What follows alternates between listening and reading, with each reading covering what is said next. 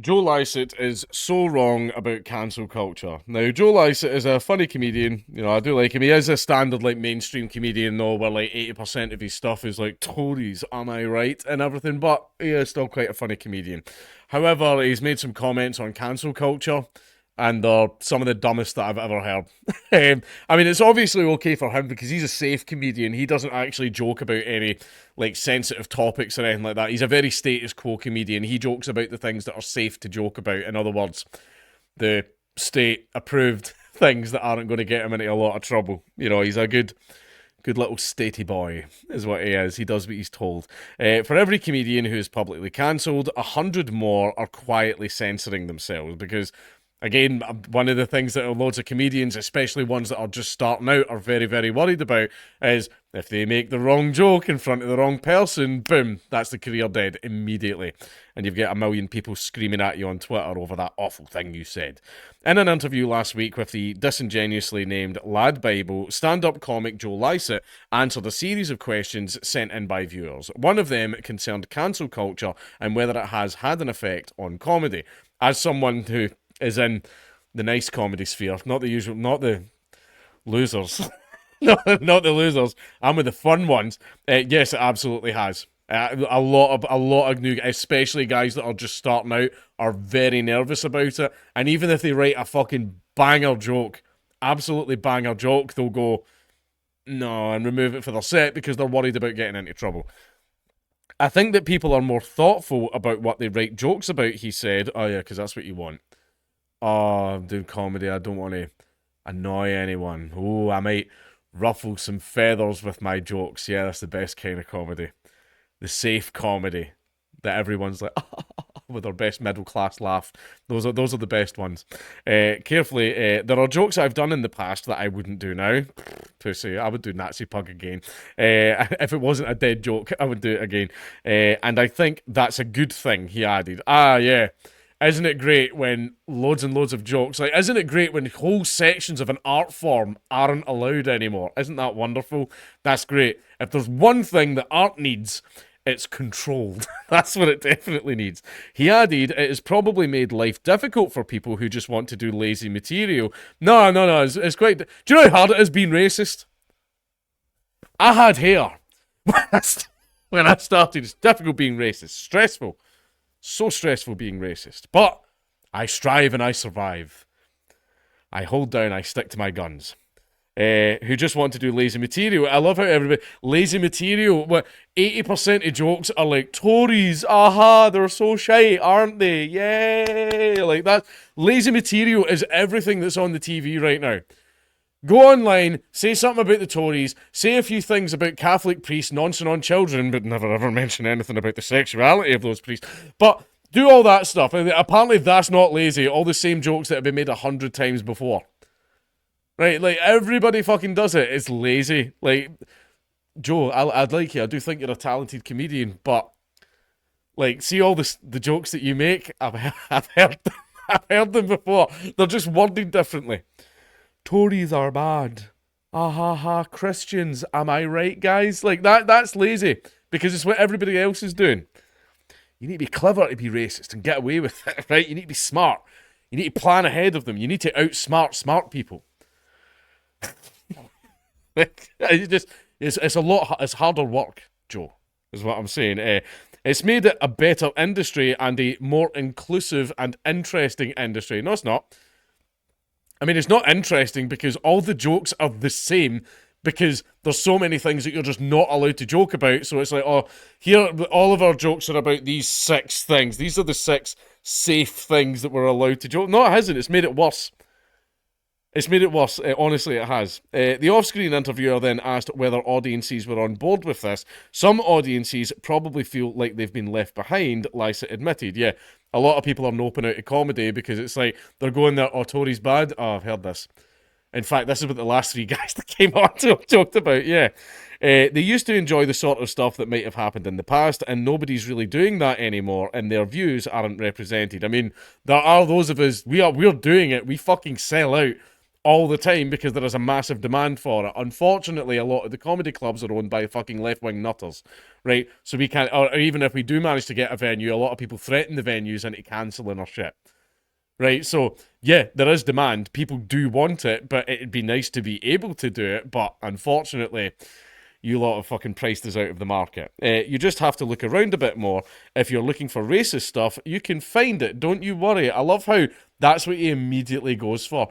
Oh, if you want racist jokes, yeah, because that's the only thing that's been banned, isn't it, Joe? I mean, of course, you wouldn't know. He's privileged, like, London metropolitan elite comedian, no clue whatsoever about the struggles of the normal working man. He's no fucking idea. Right. He's basically a guy educating you about a country that he's never fucking been to. Right. He doesn't understand the regular working man. So, the working man was, racist. He wants racist comedy then. No, that's not it, Joe. But of course, like, being as privileged as you are, you wouldn't fucking know that, would you? Putting aside for one moment the bizarre notion that this interview, hosted as it was by a simpering, giggling journalist laughing at Joe's highly camp vacillations, one thing that I will say, and I will own up to this. One of the reasons that my comedy does really, really well in America is my accent sells it. My accent does. The way that I say things in my Scottish accent, I could just go on stage and go, okay, and Americans would be like, oh, like fucking, and my accent does sell it. Joe, he's a lot like Alan Carr, where his camp voice is what sells it, right? It's what, basically, if some other guy did the same joke he made, it wouldn't land as well, but the voice and the campiness helps the joke land. And I'm owning up to that myself, Joe. With the Americans, my accent helps. It helps massively with the delivery of jokes. Right, but anyway, has any place in a supposed Bible for lads? I want to start by steel-manning this argument as much as possible. Cancel culture has never been a very exact term, and for what it's worth, I think it's more applicable and more concerning in fields such as academia, where your career prospects should have less to do with some casual remark that you make at a conference or on X than comedy, where being judged by what you say is pretty much baked in. The treatment of Nobel laureate Sir Tim Hunt, who was hounded out of his university over a clumsy joke almost a decade ago, still has the ability to raise my blood temperature by double digits if I dwell on it too long. It actually annoys me far more than the cancellations of comedians like Jerry Sadowitz or Barry Humphries, who at least knew the power of words to offend. By the way, Jerry, you've heard some of you probably came to the shows that I did in Birmingham in Scotland recently. Like, I'm quite... some people in the audience, especially the one that I did in Edinburgh, were not fucking happy, right? I'm a dick. I'm a fucking arsehole on stage.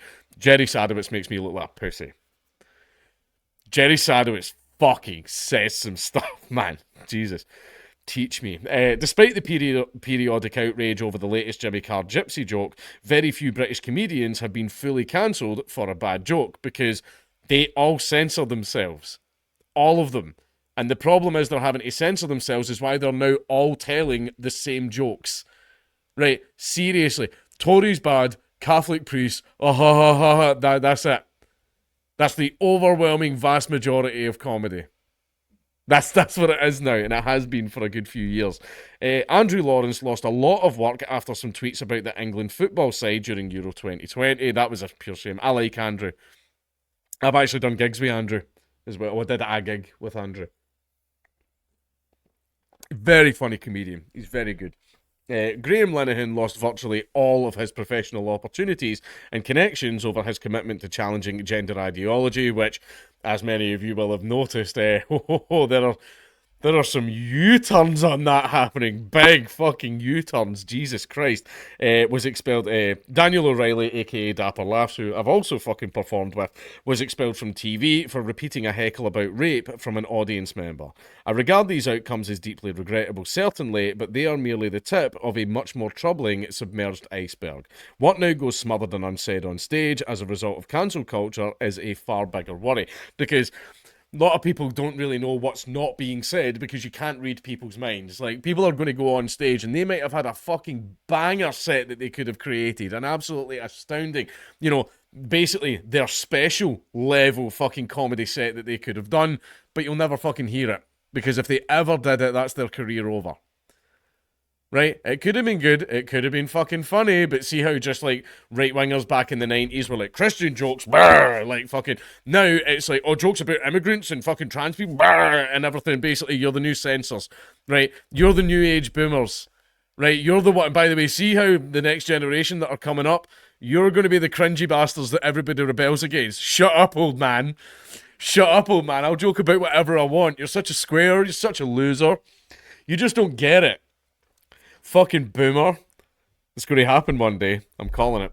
If all that has happened, as Joe seems to be suggesting, is that comics now pause to wonder whether a joke is needlessly cruel towards a vulnerable group, well, would that necessarily be such a bad thing? Yes, I still think it would be, although of course it's much worse than that. I make fucking horrible mean jokes on stage. But people laugh at them because they know I don't really mean them. Like, that's the point. On comedy, you're on stage doing an act, right? It's not a sermon. So this is the problem. I go on stage and I say things that I don't mean because there was lots of other comedians that did that, right? Especially people like Frankie Boyle and Jim Jeffries, who were actually some of my biggest fucking inspirations for how offensive they fucking were. You know, the big lad that goes on stage and just says horrendous shit, and if people get annoyed, they just go, ah, fuck you, and walk off, right? That's funny to me. However, we all know what happened to the both of them, don't we? Pardon. But anyway, how precisely cancel culture works to stifle comedy is complex. Yes, paying attention to evolving social norms is required if you want to succeed in stand-up, and always has been. I mean, for me, no, not really. Like I went up. Like one of my biggest bits is I went up and said "fuck Israel and fuck Israel and Palestine," and that, whoo, I like that because it made a lot of people in the room really angry. I can't believe you didn't pick my team. Oh, like people were fucking angry about that shit. And this was the thing that was funny is even though I still do that bit, and even though that bit doesn't get a lot of laughs, how uncomfortable it makes everyone in the audience makes me feel giddy inside, and that's why I still do it. That's why I still do that whole bit. And everyone's like, oh, not a lot of laughs at that one, and I'm like, there was in here. I don't know what it is.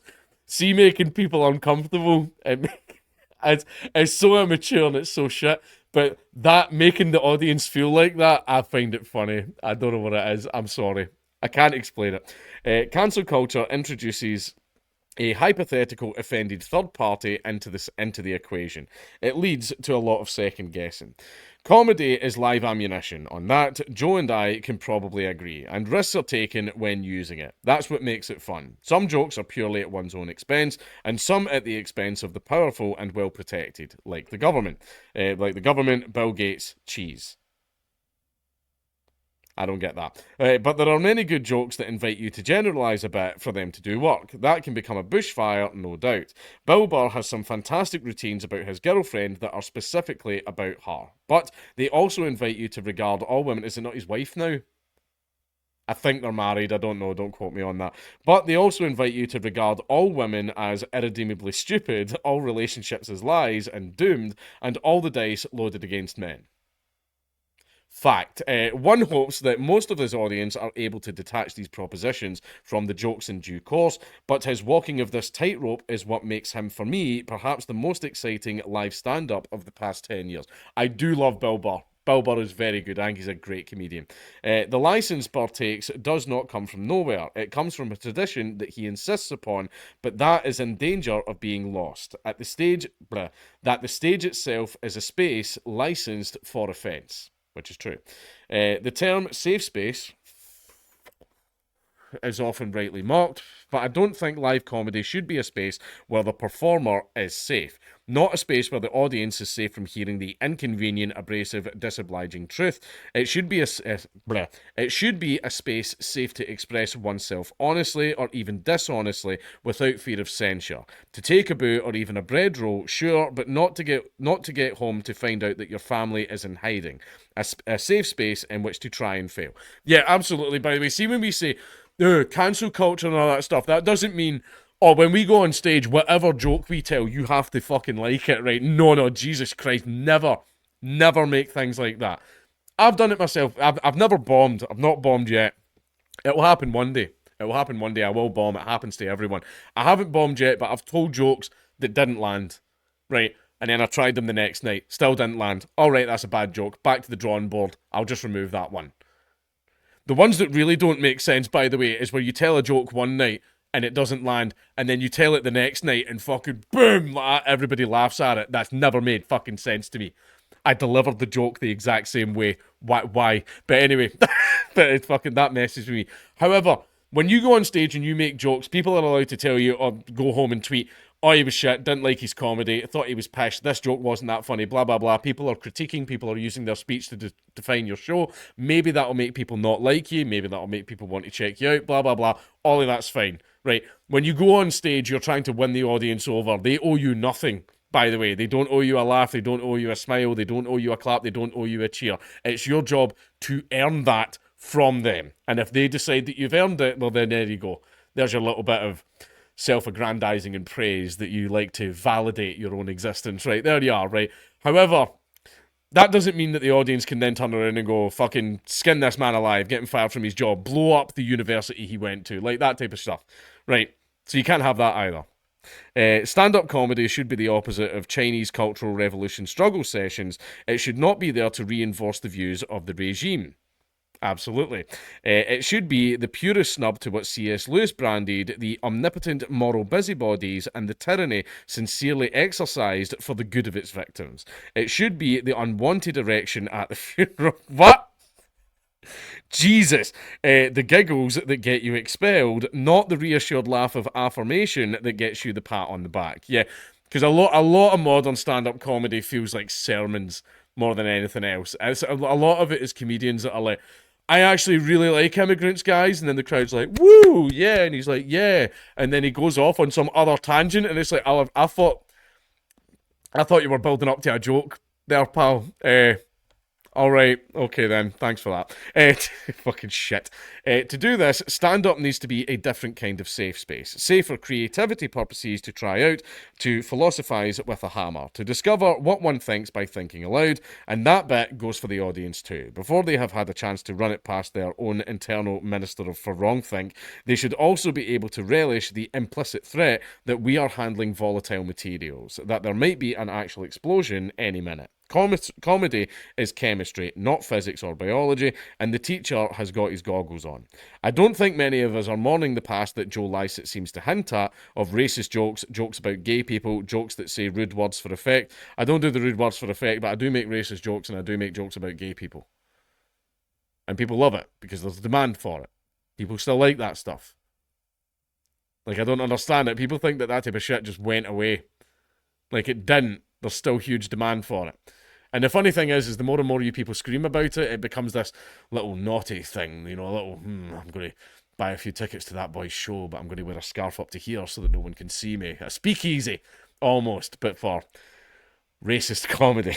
But to be honest, thank you very much for still complaining about all the fucking racism and all that shit and making it verboten, because a bit like drugs, it kind of makes people intrigued and makes them want to do it.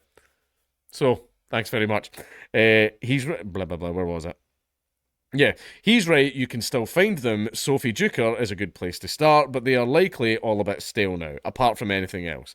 What we are really worried about is the possibility that Chris Rock's most famous routine would now be considered, on balance, a little bit. Well, you know, I think I know the one he's talking about, but anyway, no, never. I might be on the losing side for now, but the pendulum will swing back again. Until it does, if you want my microphone, you can pry it from my cold dead hands. Simon Evans. Right, there we are. Do I know Simon?